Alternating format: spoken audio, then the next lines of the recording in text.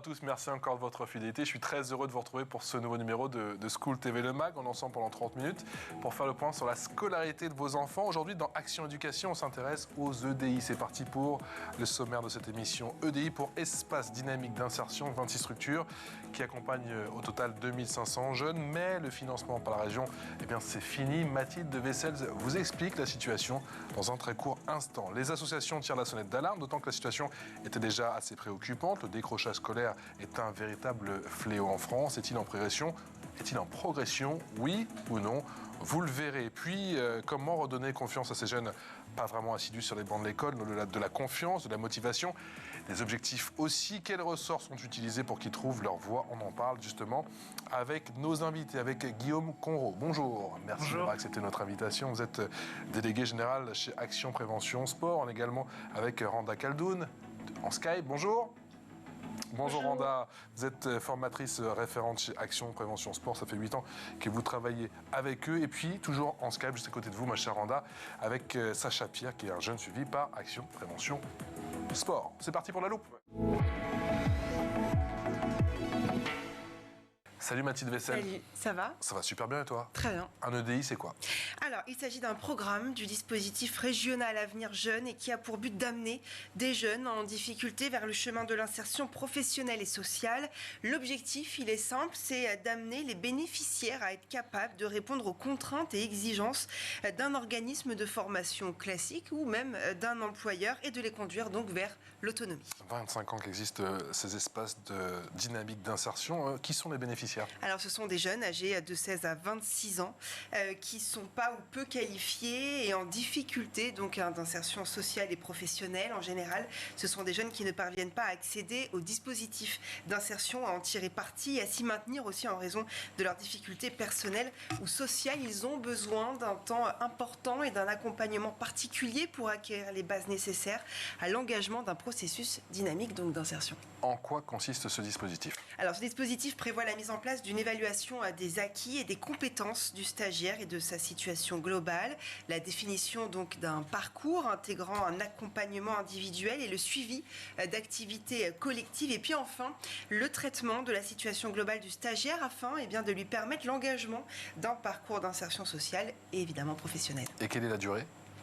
Alors, la durée moyenne d'un parcours est de 5 mois, mais elle ne peut pas aller au-delà de 12 mois, sauf cas particuliers. Et quelles sont les modalités d'inscription ? Alors, les prescripteurs en EDI sont les missions locales, les travailleurs sociaux, les structures relevant de la protection judiciaire de la jeunesse et diverses autres structures, en particulier associatives. Elles peuvent également orienter les jeunes vers les EDI. Pareil pour l'aide sociale à l'enfance.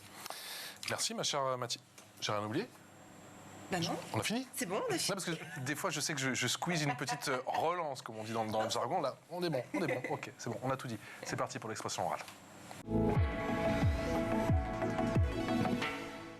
L'expression orale avec Guillaume Conraud. Je suis fatigué aujourd'hui. Avec Randa Khaldoun et avec Sacha Pierre.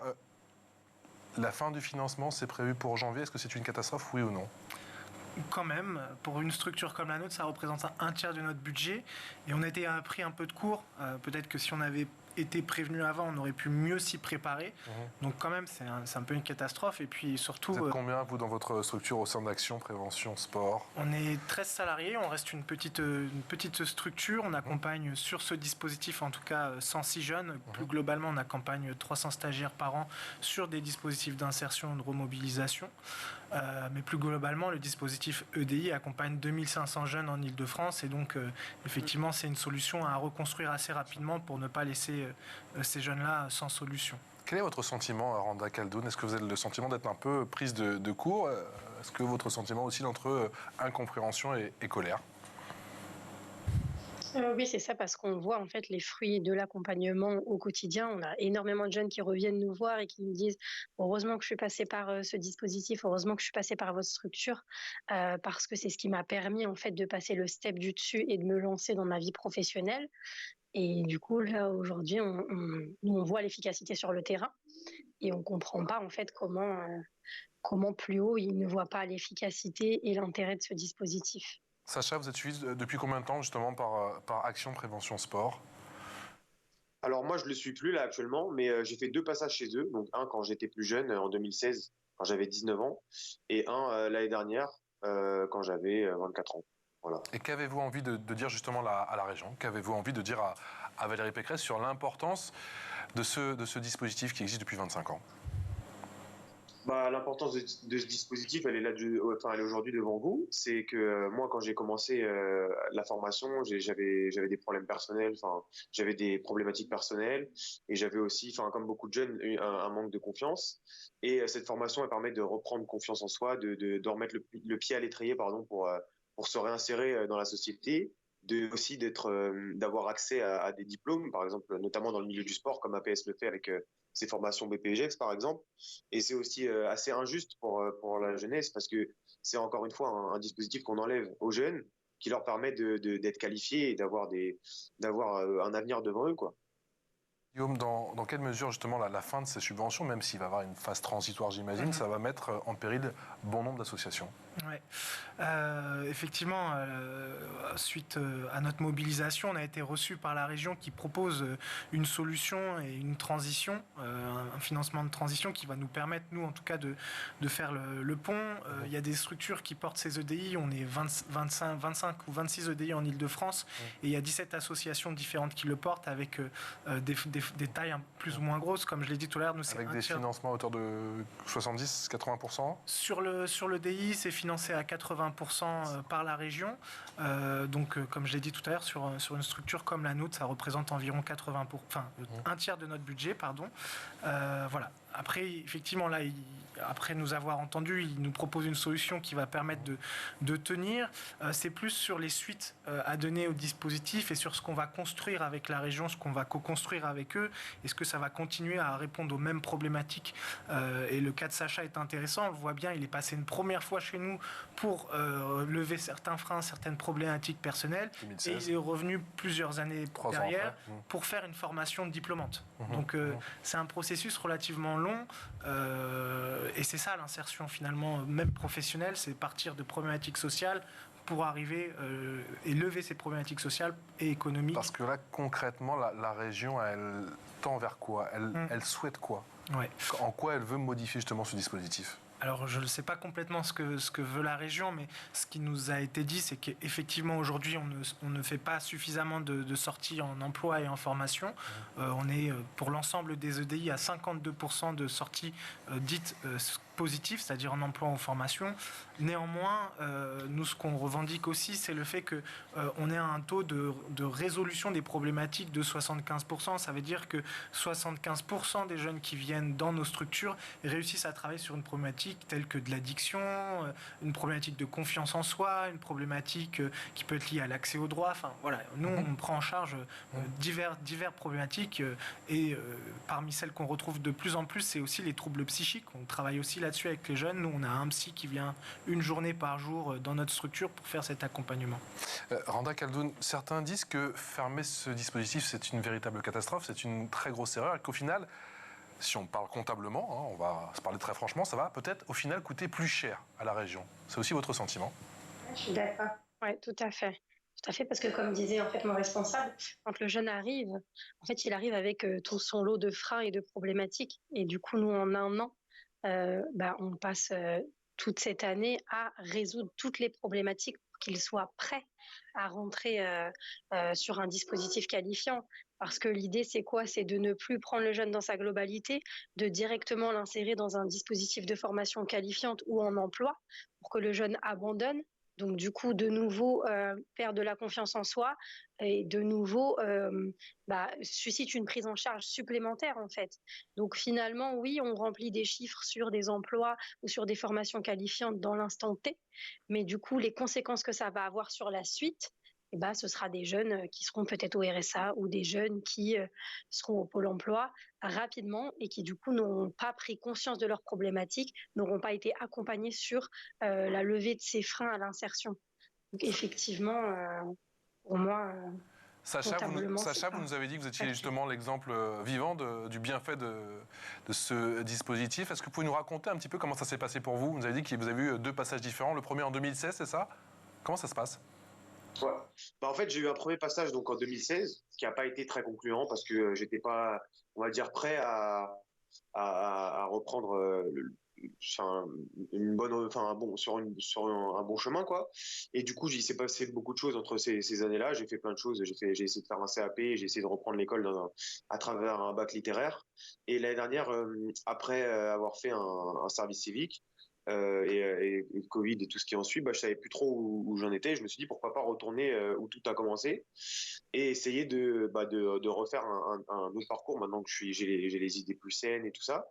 Et bah, c'est ce que j'ai fait. Et je suis revenu à APS et ils m'ont accueilli les bras ouverts.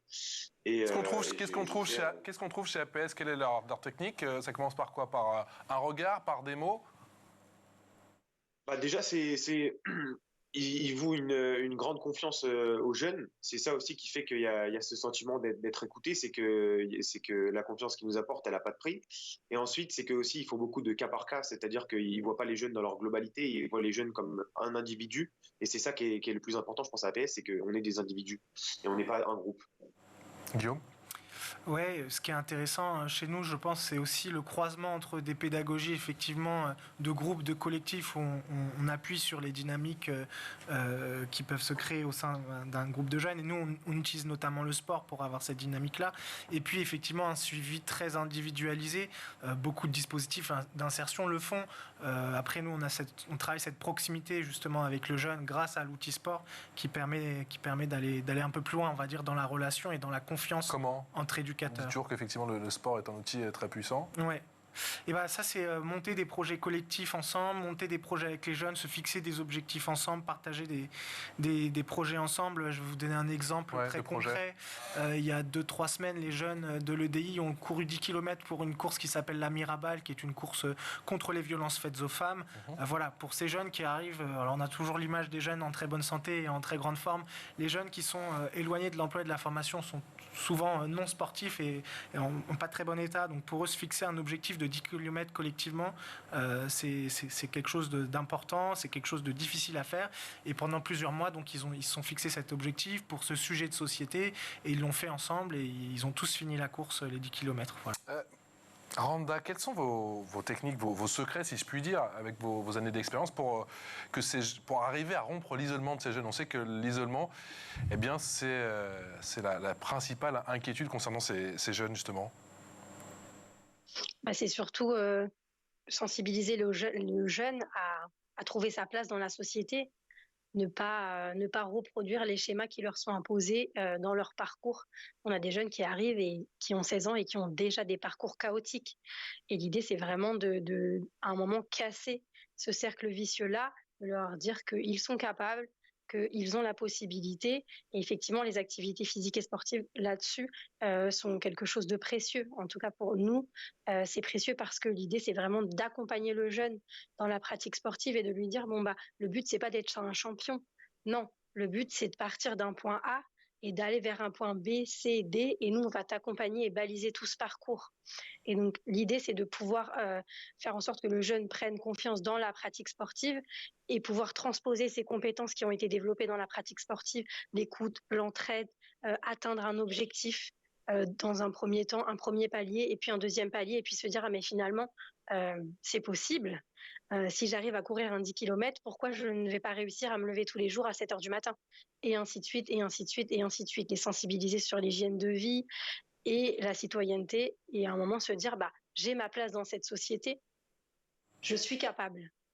Donc, et comment ça s'opère, Sacha? Sacha, comment ça s'opère? Est-ce qu'à un moment, on a le déclic ou ça se fait au fur et à mesure, tout au long du parcours? En fait, le déclic, il se fait vraiment à la fin. C'est quand on regarde le parcours qu'on a effectué, on se dit, c'est vrai qu'il y a tout ça déjà qui a été fait. Mais petit à petit, en fait, on fait le travail petit à petit sans forcément s'en rendre compte. En fait, on fait un pas, puis un plus grand, puis un plus grand. Et au final, en fait, on regarde derrière, on se dit, ah ouais, en fait, le chemin, il commence à être important. Et du coup, on a envie de continuer sur cette lancée, quoi. C'est ça qui est aussi assez fort dans le travail qui est fait par APS auprès de nous. C'est ce chemin, quoi. Guillaume Conro, est-ce qu'il y a un afflux supplémentaire de décrocheurs ces derniers mois? Oui, et Il y a de plus en plus de décrocheurs, d'après vous? Avec la crise Covid, notamment, oui. il y a eu un après et un avant Covid. Bien sûr. Et par rapport à ce que vous présentiez justement tout à l'heure, vous avez montré que beaucoup de prescripteurs orientent des jeunes chez nous, les missions locales, l'aide sociale à l'enfance, etc.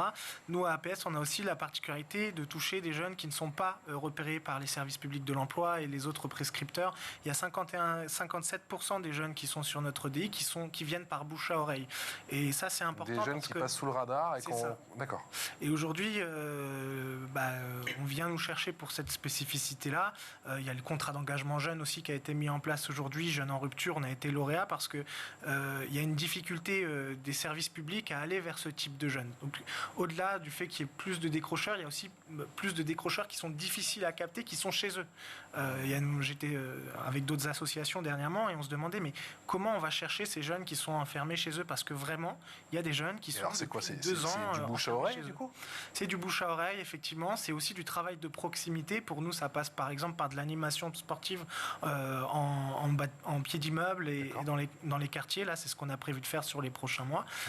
Et c'est donc passer par des outils un peu détournés pour aborder d'autres sujets liés à l'insertion du jeune et le remettre doucement dans un cycle qui l'oriente vers la formation et l'emploi.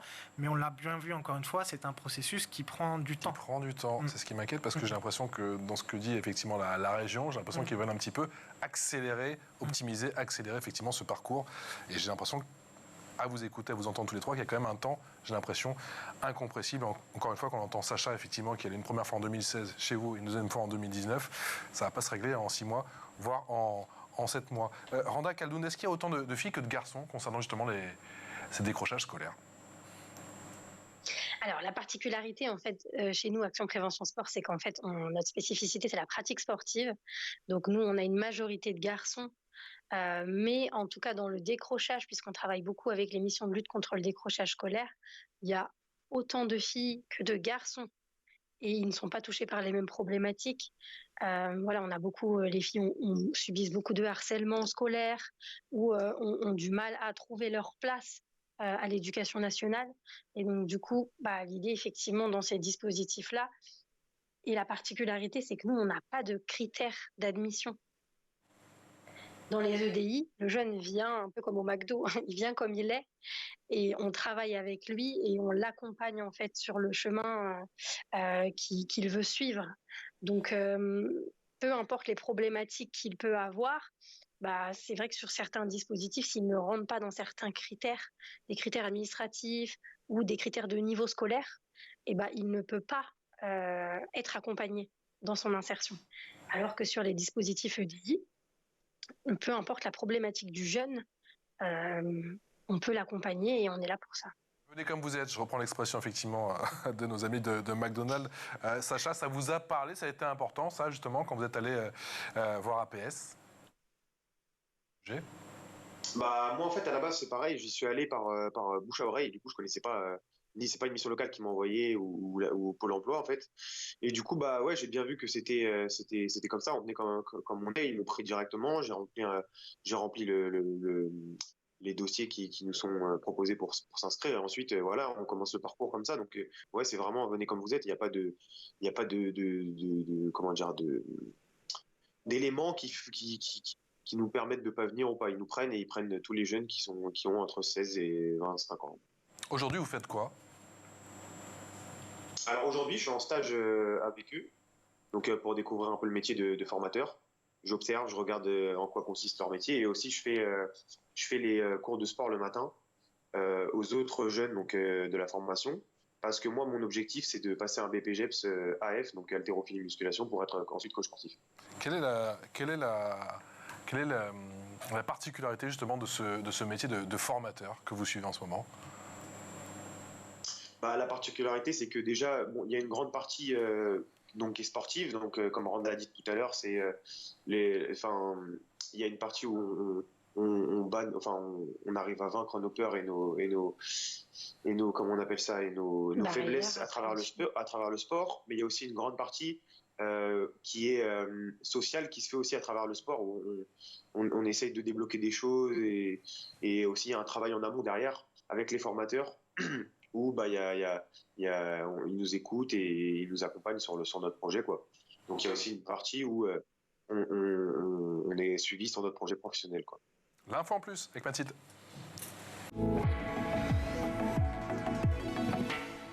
Mathilde, vous allez nous parler d'une initiative de la mairie d'Acher, ça se trouve dans les Yvelines, pour booster les rencontres entre demandeurs d'emploi et entreprises. Oui, j'ai trouvé que c'était plutôt sympa d'en parler. C'était le 24 novembre dernier, durant laquelle était organisée donc une soirée rencontre entre jeunes et entreprises à la Maison des Jeunes autour du jeu vidéo de football FIFA. Ah, c'est dangereux, alors... c'est dangereux ça.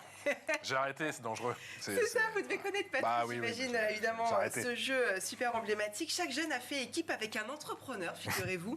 Lors d'un tournoi, le responsable de l'espace emploi de la ville a voulu proposer quelque chose de différent et c'est plutôt réussi. Les entreprises ont été très diverses et ont pu surtout à travers cette rencontre autour d'un jeu vidéo voir ceux qui avaient un peu la niaque. Parmi ces jeunes, des élèves de 3e aussi qui cherchent un stage en entreprise pour le collège. Et le but était donc de dédramatiser pour les jeunes ce rapport à l'entreprise. La mairie réfléchit d'ailleurs à d'autres événements pour mettre en relation les jeunes et les entreprises. Vous savez, cher ami, en ce premier jour de l'année 2023, je suis sur la paix, pour la paix des ménages, donc j'ai arrêté. FIFA, d'accord, ok. Il n'existe plus ce jeu. Bah oui, c'est le genre d'initiative, d'après vous, qu'il faut encourager pour démystifier un petit peu le monde de l'entreprise ? Effectivement, c'est assez complémentaire. On en voit beaucoup. Il y a une action qui se développe pas mal sur tous les pôles emploi du territoire en France. C'est un stade vers l'emploi. C'est un peu le même concept de réunir des demandeurs d'emploi et des entreprises autour de la question du recrutement et de recruter un peu de façon différente pour faire ressortir les qualités des uns et des autres. Je trouve que c'est complémentaire à ce que nous on fait parce que ça, c'est de l'action quand même qui reste ponctuelle et nous, on vient sur un accompagnement plus long. Donc, les deux se complètent très bien, en effet. Randa Khaldoun, il faut démystifier le monde de l'entreprise avec tous les jeunes que vous recevez. Ils s'en font une montagne ou pas du tout ? Oui, et puis il faut surtout sensibiliser en fait les entreprises aux problématiques que nos jeunes rencontrent. Surtout parce que effectivement le monde de l'entreprise et la réalité de nos jeunes, il y a un gros fossé. En tout cas, nous on y travaille à travers les projets collectifs, notamment un projet qui s'appelle la course du cœur. Du coup, c'est une course qui sensibilise aux dons d'organes. Et donc, il y a des grandes entreprises qui sont engagées sur cette course. Et c'est dans cet événement-là qu'en fait, les entreprises rencontrent nos jeunes à travers la course. Et du coup, c'est là que le lien se crée. Donc, effectivement, je pense que sortir un petit peu du cadre forum de l'emploi ou speed dating recrutement, c'est une bonne chose. Parce que du coup, ça enlève beaucoup de barrières et des deux côtés. Guillaume Conro, vous avez le sentiment que les entreprises elles jouent le jeu aujourd'hui ? Oui, je pense de plus en plus.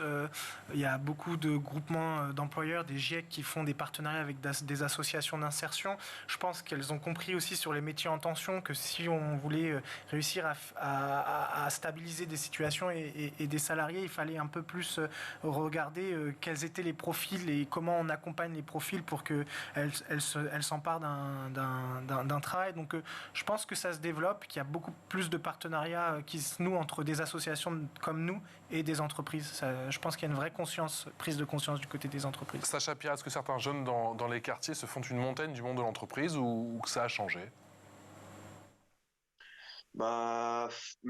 En fait, même moi, je m'en fais une mauvaise image. Enfin, quand j'ai commencé à PS, c'est pour ça aussi que je pense que je suis allé dans un EDI aussi. C'est parce que le monde du travail, il est impitoyable. C'est-à-dire qu'on n'a pas le droit à l'erreur. C'est vraiment cadré. Faut filer tout droit. Et c'est pour ça aussi que je pense qu'il y a beaucoup de jeunes qui ont du mal à s'insérer dans le monde du travail aujourd'hui, dont moi, hein, parce que ce monde-là, il est impitoyable et que c'est pour ça aussi. Comme on disait tout à l'heure, APS, on vient comme on est et ils essayent de nous accompagner, même si ça peut être difficile pour certains, vers le monde du travail, quoi, et nous permettre de aussi avoir accès. Question de Mathilde. Est-ce que vous pensez surtout que pour ces jeunes qui sont donc en difficulté, qui ont peur de l'entreprise, pour contourner un petit peu ça, le moyen, ce serait l'entrepreneuriat, peut-être, de les guider vers cette... L'entrepreneuriat, c'est une solution. Alors, c'est loin de nos publics, mais ça se fait de plus en plus d'insérer par l'entrepreneuriat parce qu'aussi, le jeune n'est pas dans la même posture et n'est pas considéré de la même manière quand il est dans un projet d'entrepreneuriat. Je rencontrais il n'y a pas longtemps la mission locale de Paris qui m'expliquait qu'en fait, sur les jeunes qui viennent pour de l'entrepreneuriat, et les accompagnateurs de la mission locale n'ont pas la même posture. Ils traitent beaucoup plus les jeunes comme des adultes et du coup ça met tout de suite le jeune en position d'acteur. Donc je pense qu'effectivement l'entrepreneuriat est une solution intéressante. Après, voilà, les dispositifs autour de l'entrepreneuriat, mettre en place avec des jeunes qui sont très éloignés de l'emploi, ça reste complexe, mais ça se construit et je pense que ça va pas mal se développer ça aussi. Randa Khaldoun, c'est quoi une journée typique chez APS ? Action Prévention Sport. Alors, une journée typique chez APS, donc les jeunes doivent venir entre 9h et 9h30. Ils ont une fourchette d'arrivée. Et donc, à partir de 9h30, on part en activité sportive. Donc, généralement, on est à l'extérieur, donc sur des sports co, des activités de pleine nature ou de la fitness, de la muscu, des activités, des sports de combat.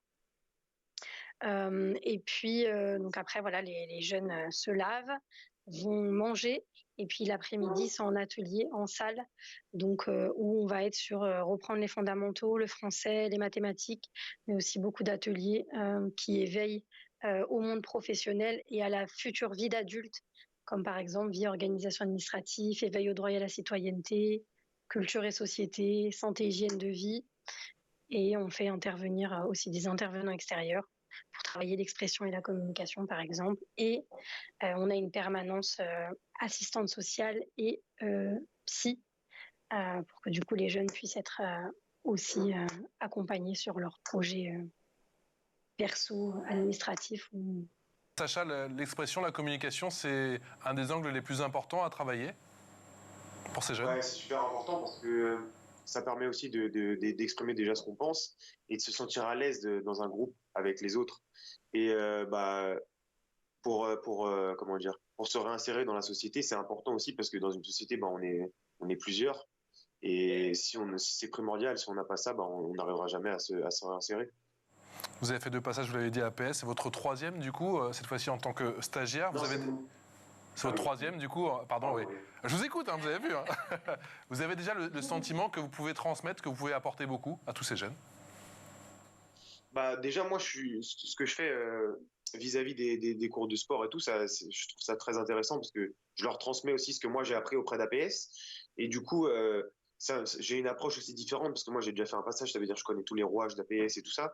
Du coup, ouais, j'ai aussi une espèce de rôle où je suis là pour on va dire, entre guillemets, léguer le flambeau, quoi. Enfin, essayer de montrer comment ça fonctionne APS aux autres et tout ça, quoi.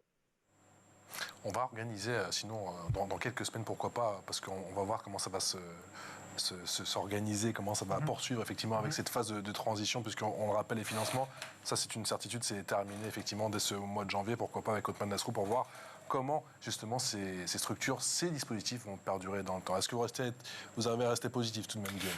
Oui, d'autant plus un peu inquiet aujourd'hui? Non, je l'étais pendant un long moment, mais parce qu'on était un peu dans le flou et dans le vague, on a réussi à faire réagir la région. Et aujourd'hui, on a une garantie suffisante. On a eu des garanties, on a eu un échange qui me paraît constructif. Je pense effectivement qu'il était légitime de questionner un dispositif qui est là depuis 1996. Alors on aurait pu le faire autrement. Maintenant, je pense qu'on va passer à la co-construction et que la région va construire avec nous. Mon inquiétude, elle est, comme je vous l'ai dit, sur l'idée que certes, il y a l'enjeu de l'insertion à l'emploi et de métiers en tension à pourvoir, des formations à faire tourner aussi, et parce que on veut des jeunes qui soient dans des situations pérennes. Mais avant ça, il y a un gros travail à faire, et j'espère que dans les échanges qu'on aura pour co-construire la suite, ils comprendront qu'il faut du temps quand même relativement long pour faire ce travail-là. C'est tout. Mais je crois qu'aujourd'hui, en tout cas, Monsieur Nasrou a compris qu'il fallait qu'il co-construise la suite avec les associations, et je crois que c'est sa volonté, honnêtement. Merci infiniment à tous les trois. Merci d'avoir partagé votre expérience et nous avoir donné toutes ces précisions concernant justement ces structures et ce système des EDI. Guillaume Conrault, délégué général d'Action Prévention Sport, Randa Khaldoun, qui est formatrice référente toujours dans cette même association, et Sacha Pierre, merci également. Et on croise les doigts pour ce 3e passage. Merci d'avoir partagé avec nous justement votre expérience. Et on vous dit à très bientôt. N'hésitez pas à venir tous en plateau la prochaine fois. On reparlera bien sûr d'APS encore une fois. Merci ma chère Mathilde. Merci beaucoup. On se retrouve très vite, et cela même dès demain, pour un nouveau numéro de School TV Le Mag. Ciao.